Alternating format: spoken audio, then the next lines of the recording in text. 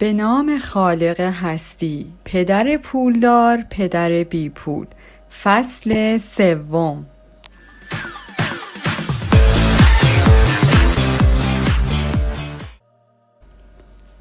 درس دوم. چرا به تدریس در امور مالی میپردازیم؟ در دهه 90 مایک، بهترین دوستم، امپراتوری پدرش را به ارث برد و آن را در حقیقت بهتر از پدرش اداره میکرد. ما یکدیگر را سالی 1-2 بار در زمین گلف می‌دیدیم. مایک و همسرش ثروتمندتر از آنی هستند که تصورش را بکنید. امپراتوری پدر پولدار در کف با کفایت مایک است که اکنون دارد پسرش را برای جانشینی خودش در آینده راهنمایی و تربیت می کند، همانطوری که پدرش روزگاری به ما یاد داده بود.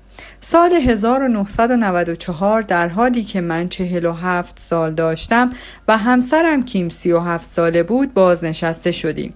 بازنشستگی به معنای کار نکردن نیست. برای من و همسرم بازنشستگی یعنی به استثنای تغییرات عظیمی که قابل پیش بینی نیستند و ممکن است به یک بار رخ بدهند، ما می توانیم انتخاب کنیم که کار بکنیم یا نه، زیرا ثروت ما همینطور اتوماتیک بالا می رود و ما در مقابل از نرخ تورم همیشه جلوتر هستیم.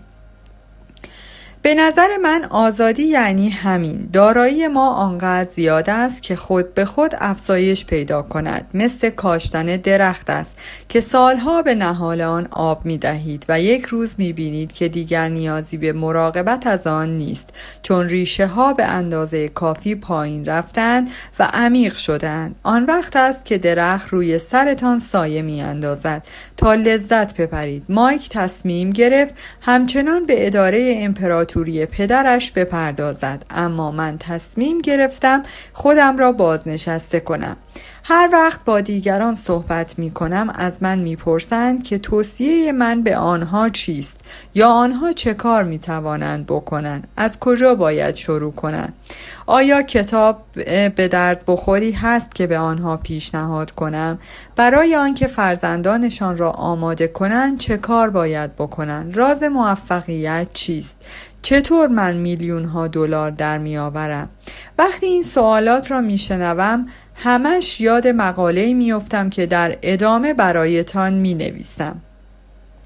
ثروتمندترین تاجران. در سال 1923 گروهی از رهبران ثروتمند و عالی رتبه صنایع جلسه ای را در هتل اچ واتر بیچ در شیکاگو برگزار کردند. از میان افراد شرکت کننده می توان به چارلز شواب، رئیس بزرگترین شرکت مستقل فولاد، ساموئل اینستل، رئیس بزرگترین شرکت خدماتی رفاهی جهان، هاروارد هوبسن، رئیس بزرگترین شرکت گاز، ایوار گروگر، رئیس شرکت اینترنشنال، مشکهگی از بزرگترین شرکت‌های زمان خودش در دنیا محسوب می‌شد. لئون فریزر، رئیس بانک بین‌المللی حل و فصل اختلافات، ریچارد ویتنی، رئیس بازار بورس و اوراق بهادار نیویورک، آرتور کانلی و جسی لومن، 2 از بزرگترین بورس بازها، و آلبرت فال، یکی از اعضای کابینه رئیس جمهور هاردینگ اشاره کرد. 25 سال پس از این تاریخ 9 نفر از این افراد که در بالا فهرستشان کردم کارشان به این صورت بالا گرفت. شواب پس از 5 سال زندگی با پول قرضی دیگران بدون داشتن 1 پنی از دنیا رفت. اینستل که در حالی که ورشکسته و بی پول شده بود خارج از آمریکا فوت کرد. کروگر و کانتن هم به سرنوشت او دچار شدند و بی پول فوت کردند. هوبسن دیوانه شد. ویتنی و آلبرت فال هم تازه از زندان آزاد شدند. فریزر و لیورمور هم خودکشی کردند. من شک دارم کسی بداند که واقعا چه اتفاقی برای این افراد افتاد. اگر شما به تاریخ 1923 توجه کنید میبینید که دقیقاً چند سال قبل از این بود که بازار به هم بریزد و رکود بزرگ در ایالات متحده اتفاق بیفتد. من گمان می کنم که این دو حادثه تأخیر عمیقی بر روی این 9 نفر و زندگیشان گذاشت. نکته‌ای که می خواهم به آن اشاره کنم این است که ما امروزه در دوره‌ای زندگی می کنیم که نسبت به دوره زندگی این افراد تغییرات بزرگتر وسیع‌تری اتفاق می افتد. من فکر می کنم که طی 25 سال آینده ما شاهد رشد و رکودهای بسیاری خواهیم بود که معادل همان شرایط اقتصادی است که این افراد با آن مواجه شدند. نگرانی من از این بابت است که افراد بیشماری به جای آنکه امروزه روی بزرگترین ثروت یعنی آموزش تمرکز کنند، توجهشان را به پول درآوردن دادند. اگر افراد طوری آماده شوند که انعطاف پذیری به خرج دهند، ذهنشان را باز نگه دارند و یاد بگیرند از کنار همین تغییراتی که اتفاق می‌افتد هم می‌توانند ثروتمند شوند. اگر افراد فکرشان این باشد که پول حلال مشکلات اقتصادیشان است، من متاسفم که بگویم در آن صورت با مشکلات بسیاری مواجه خواهند شد. تنها هوش و خلاقیت است که مشکلات را حل می کند. و پول تولید می کند. پولی که بدون به کار انداختن هوش مالی به دست بیاید سریعا تمام می شود. بسیاری از افراد از درک این نکته در زندگیشان غافل هستند که مهم نیست چقدر پول در می آورند. مهم این است که چقدر پول برایتان می ماند. همه ما در مورد برندگان خوششانس مسابقه قرعه کشی شنیده ایم که یک دفعه پولدار می شوند، بعد پولشان تمام می شود، دوباره ثروتمند می شوند و بعد بی پول می مانند. آنها گرچه میلیون ها دلار میبرند اما سریع به همان نقطه شروع باز میگردند. یا حتی داستانهایی در مورد ورزشکاران حرفه‌ای شنیده ایم که در سن 24 سالگی سالانه میلیون ها دلار در میآورند اما در سن 34 سالگی زیر پل میخوابند. همین امروز که دارم این مطالب را مینویسم در روزنامه صبح داستان بازیکن بسکتبال جوانی را نوشته است که تا همین پارسال میلیون ها دلار پول داشت. حالا وی ادعا می کند که دوستان وکیل و حسابدارش پولش را از وی گرفتند و وی در کارواشی مشغول شده است و حداقل دستمزد را می گیرد. وی 29 سال دارد. او را از کارواش به دلیل امتناع از خارج کردن حلقه قهرمانیش موقع پاک کردن ماشین ها اخراج کردند. به همین دلیل هم ماجرای او در روزنامه ها سر و صدا کرده است. وی به اخراجش معترض است و ادعا دارد که سر و کارش با او رفتار تبعیض‌آمیز دارند و به او سخت میگیرند و انگشترش هم تنها چیزی است که دارد. وی میگوید اگر حلقه‌اش را از او بگیرند دیگر نابود میشود. افراد بسیار زیادی را میشناسم که در سال 1997 یک باره میلیونر میشوند اما آهنگ شوم تکرار دهه 20 باز هم به گوش میرسد. گرچه من بابت پولدار شدن افراد بسیار خوشحالم اما هشدار میدهم که در دراز مدت مهم نیست که چقدر درآمدتان است، مهم این است چقدر را حفظ میکنید و تا چند نسل این کار را میکنید. پس وقتی افراد میپرسند از کجا شروع کنم یا چطور میتوانم سریع پولدار شوم، غالباً از شنیدن جواب من بسیار مایوس میشوند. من همان چیزی را که پدر پولدار وقتی بچه بودم به من میگفت به آنها میگویم که اگر میخواهید پولدار شوید لازم است که سواد مالی پیدا کنید. هر موقع که من و پدر پولدار با هم بودیم این ایده در گوشم زنگ میزد. همانطوری که قبلا گفتم اگرچه پدر تحصیل کردم به من اهمیت درس خواندن را گوش زد می کرد اما پدر پولدارم به من اهمیت ماهر شدن در زمینه مالی را توصیه می کرد.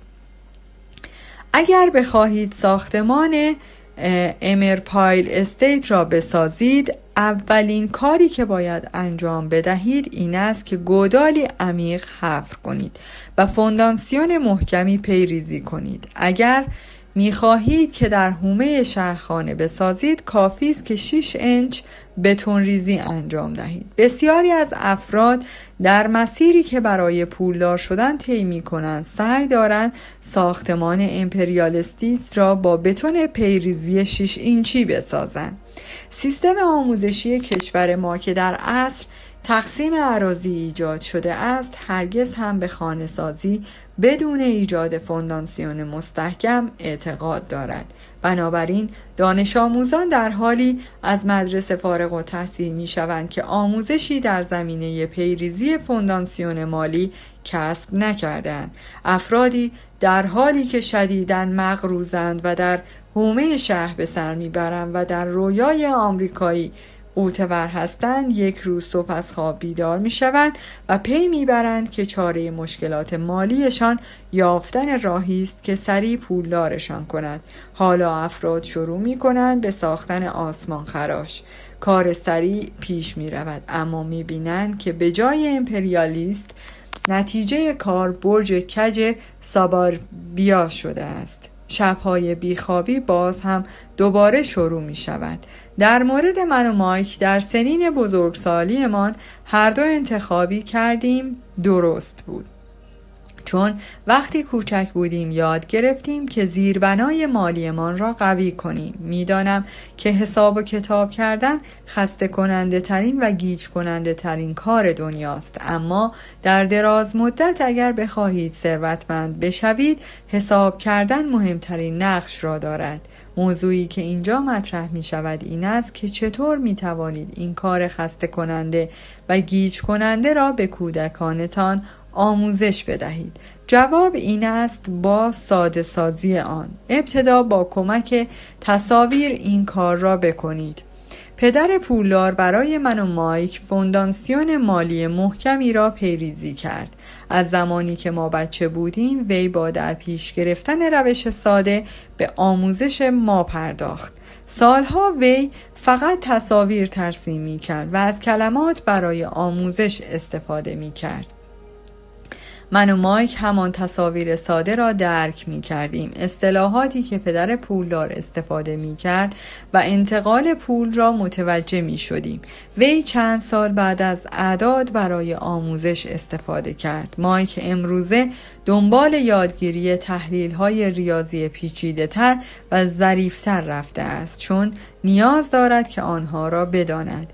وی اکنون یک امپراتوری بیلیون دلاری دارد که باید مدیریتش کند. من به اندازه او از حساب و کتاب سر در نمی آورم، چون امپراتوری من از او کوچکتر است.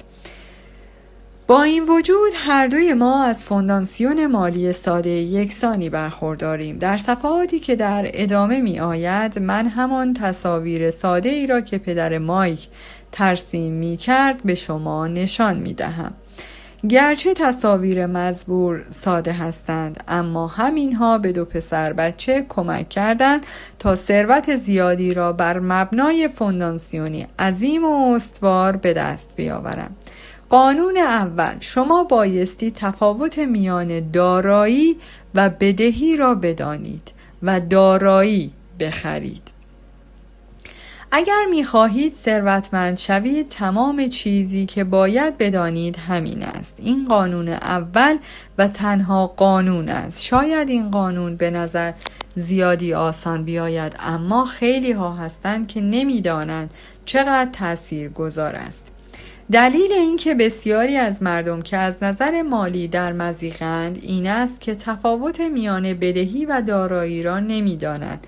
افراد پولدار دارایی جمع می کنند و فقرا و طبقه متوسط بدهی برای خودشان جمع می کنند، اما فکر می کنند دارایی جمع کردن. وقتی پدر پولدار این نکته را برای ما توضیح داد فکر کردیم شوخی می کند. آن موقع ما تقریبا نوجوان بودیم و منتظر دانستن راز پولدار شدن که وی این پاسخ را در جواب سوالمان داد. این پاسخ از بس که ساده بود من و مایک زمان زیادی را صرف فهمیدنش کردیم. مایک پرسید دارایی چیست؟ پدر پولدار گفت فعلا نمیخواهد این را بدانی. فقط سعی کن قانون را بفهمی. اگر بتوانی علیرغم سادگی موضوع را بفهمی، آن وقت برای زندگیت برنامه خواهی داشت و از نظر مالی در راحتی به سر خواهی برد. این قانونی ساده است. به همین دلیل هم از چشم خیلی ها پنهان مانده است. من پرسیدم یعنی شما میگویید کافی است که بدانیم دارایی چیست و آن را جمع کنیم و اینطوری پولدار میشویم؟ وی سرش را تکان داد و گفت به همین سادگی. پرسیدم اگر اینطور است پس چرا همه پولدار نیستند؟ پدر پولدار لبخند زد و گفت چون مردم تفاوت میان دارایی و بدهی را نمیدانند. یادم میآید که پسرم پرسیدم چرا بزرگترها آنقدر احمق هستند؟ اگر جریان آنقدر ساده است و دانستن این نکته اینقدر مهم است، چرا مردم سعی نمی کنند راه پولدار شدن را پیدا کنند؟ وی چند دقیقه وقت صرف کرد تا برای من و مایک تفاوت میان دارایی و بدهی را توضیح دهد. من به عنوان یک بزرگسال در توضیح همین نکته به دیگران مشکل دارم. چرا؟ چون بزرگترها باهوشتر هستند. در بیشتر موارد سادگی قضیه خیلی ها را فراری می دهد، چون افراد طوری دیگر تعلیم دیدند. آنها تحت تعلیمات کارگزاران بانکی، حسابدارها، نمایندگان املاک، برنامه‌ریزان مالی و افرادی از این دست قرار داشتند. مشکلی که هست در واداشتن افراد به فراموش کردن تعالیم قبلی و دوباره مانند دوران بچگی فکر کردن است. بیشتر افراد بزرگسال غالباً احساس می کنند که توجه کردن به تعاریف ساده کاری بی‌معنی است. پدر پولدار به اصل آنقدر ساده‌اش کن که احمقانه جلوه کند اعتقاد داشت. بنابراین وی تعالیمی که به تو پسر میداد را تا میتوانست ساده میکرد و همین باعث شد زیربنای اقتصادی ما دو نفر مستحکم شود. پس چرا افراد با شنیدن این قانون گیج می شوند؟ یا ممکن است نکته‌ای به این سادگی افراد را به اشتباه بیندازد؟ چرا باید کسی دارایی را بخرد که در واقع بدهی بوده است؟ جواب این موضوع در تفاوت آموزش اولیه افراد نهفته است. تمرکز ما بر روی کلمه سواد بوده است، نه سواد مالی، چیزی که باعث تفاوت میان دارایی بودن یک چیز با بدهی بودن آن می شود. تفاوت اسامی نیست. در واقع اگر واقعا می‌خواهید گیج شوید، دنبال تعاریف این دو کلمه در فرهنگ لغت بگردید. می‌دانم که تعاریف ممکن است برای یک حسابدار خبره تعاریفی مناسب باشند، اما برای یک فرد متوسط الحال معنی خاصی نمی‌دهند. اما از آنجا که بزرگترها غالباً بسیار مغرورند، از اعتراف به اینکه معنی فلان چیز را نمی‌دانند سرباز می‌زنند. وقتی بچه بودم پدر پولدار میگفت آنچه مشخص میکنید یک چیز دارایی است، اسمش نیست بلکه اعداد و ارقام است. اگر نتوانید اعداد را بخوانید و بفهمید، آن وقت نمیتوانید میان دارایی با چاله‌ای درون زمین تفاوت بگذارید.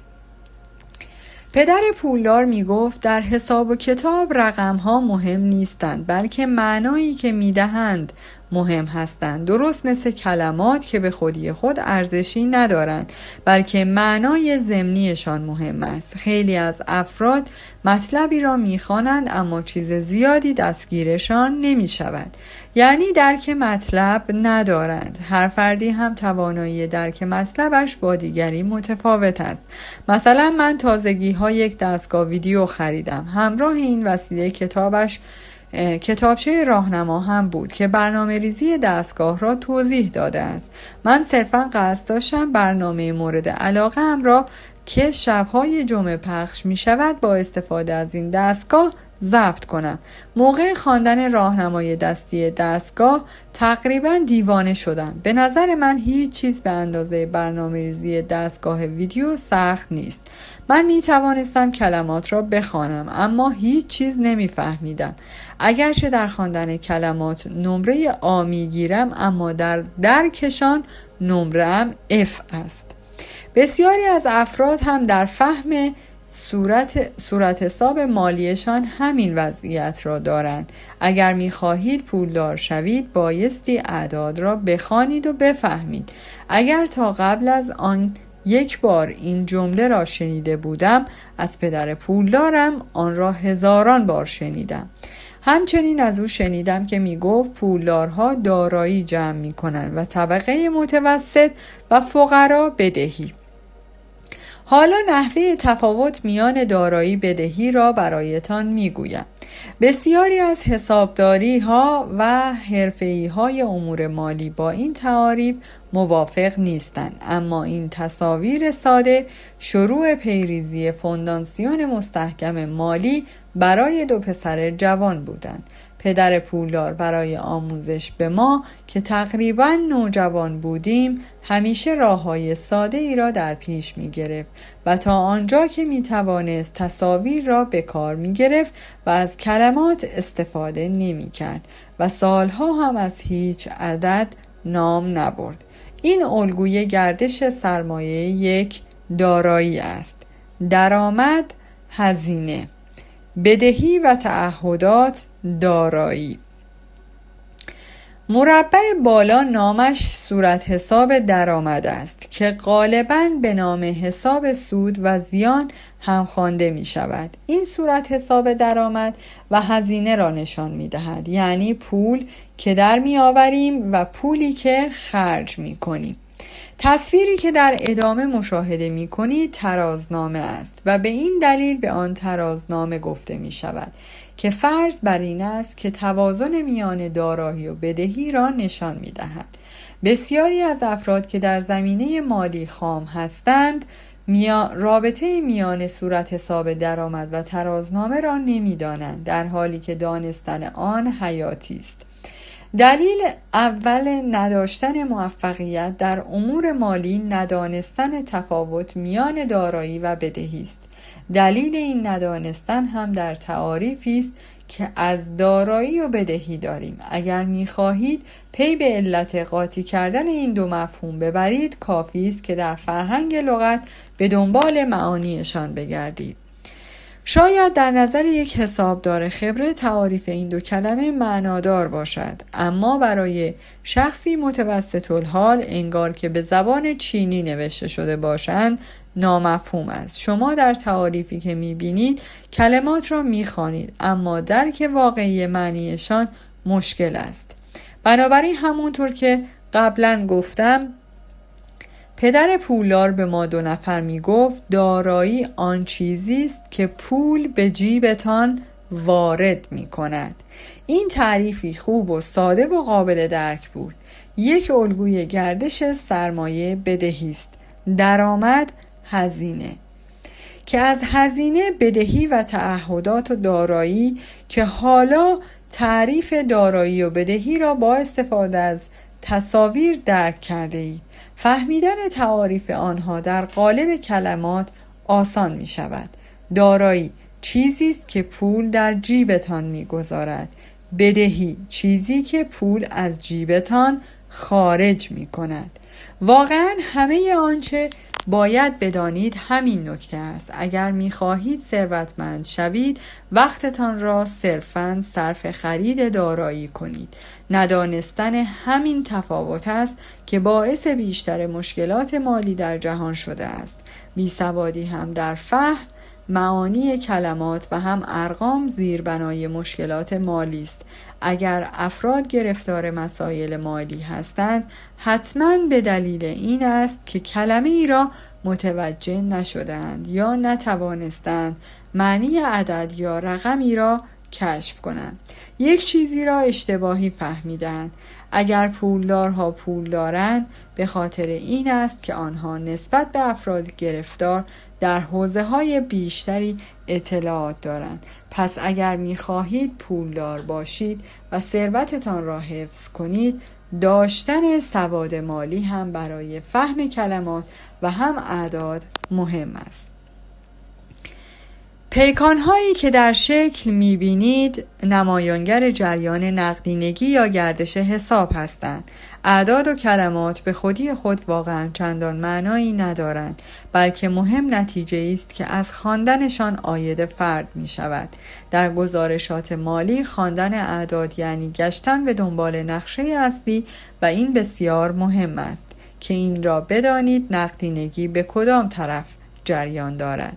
در 80% از خانوارها معانی امور مالی برای افراد سخت کار کردن است تا بدین وسیله زندگی را به پیش برند، نه آنکه افراد پولی به دست نمی آورند، بلکه زندگیشان را به جای اینکه صرف خرید دارایی کنند برای خرید بدهی صرف می کنند. این الگوی گردش سرمایه یک فرد فقیر یا جوانی که در منزل والدینش به سر میبرد. شغل، درآمد، چک حقوقی، هزینه، مالیات، خورد و خوراک، پوشاک، تفریح و سرگرمی و حمل و نقل، بدهی، دارایی. این الگوی گردش سرمایه یک فرد متوسط است. شغل، درآمد و هزینه که قسمتی از اعظم از درآمد برای بدهی صرف می شود. بدهی، وام و رهن خانه، وام کالاهای مصرفی، بدهی کارت اعتباری. درآمد، هزینه ها، مالیات وام و رهن خانه، مخارج ثابت، پوشاک، تفریح و سرگرمی، غذا. این الگوی گردش سرمایه یک فرد ثروتمند است.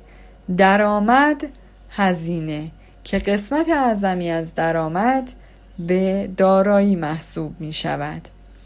بدهی ندارد.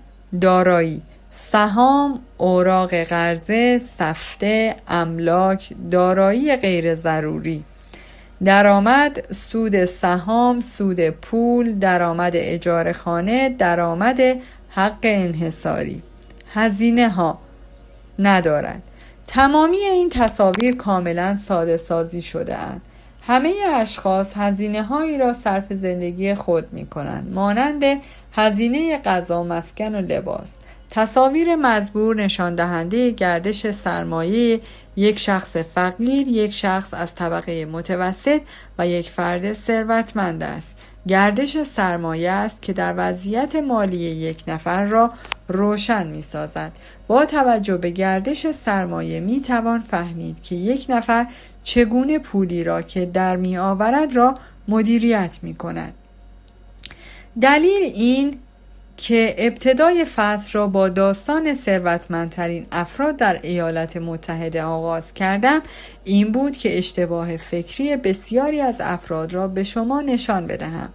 اشتباه مردم این است که فکر می کنند پول مشکلات را حل می کند. به همین دلیل است که وقتی افراد از من راه حل سریع ثروتمند شدن یا از کجا شروع کردن را می پرسند، من متواضعانه خودم را جمع جور می کنم. غالبا از افراد می شنوم که می گویند من مقروضم و باید پول بیشتری در بیاورم. اما پول بیشتر غالبا مشکلات را حل نمی کند، بلکه در واقع آن را وخیمتر هم می کند. غالب اوقات پول باعث می شود تا اشتباهات انسانی تراژیکی که مرتکب شده اند را واضح ببینیم. پول غالباً چیزهایی که نمیدانیم را برایمان روشن می کند. به همین دلیل است که خیلی اتفاق می افتد که شخصی که ناگهان پول هنگفتی به او رسیده، مثلا ارثی به دست آورده یا حقوقش افزایش پیدا کرده یا در قرعه کشی برنده شده است، سریع به همان خانه اول برمیگردد که ممکن است از شرایط مالی که قبل از پولدار شدن داشته است سخت‌تر هم باشد. پول صرفاً بر مبنای الگوی ذهنی که شما در سر دارید عمل می کند. اگر الگوی ذهنی که شما دارید این است که هر پولی به دستتان رسید خرج کنید، احتمال بسیار دارد که افزایش پول صرفاً به افزایش هزینه هایتان بیانجامد. بنابراین ضرب المثل پوز عالی جیب خالی حقیقت دارد. بارها گفتم که ما به مدرسه می رویم تا مهارت‌های تخصصی و حرفه‌ای کسب کنیم که هر دوی اینها مهم هستند. به ما یاد می دهند که از راه مهارت‌های حرفه‌ایمان پول در بیاوریم.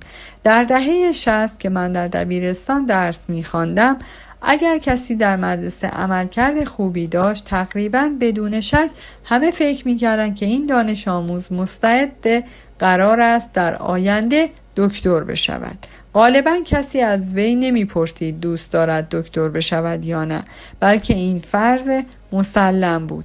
پزشکی حرفه‌ای تصور می‌شد که نوید درآمد هنگفتی که در آینده فرد می‌داد. امروزه پزشکان با چنان چالش‌های مالی مواجه هستند که من آرزویش را برای بدترین دشمنم هم نمی‌کنم. در پایان از شما دوستان عزیزم می‌خواهم برای حمایت بیشتر ما کانال ما را به دوستان خود معرفی کنید. برای انرژی بیشتر ما رو لایک کنید و برای ادامه پرقدرت‌تر سابسکرایب. تا درودی دیگر، درود و 200 بدرود.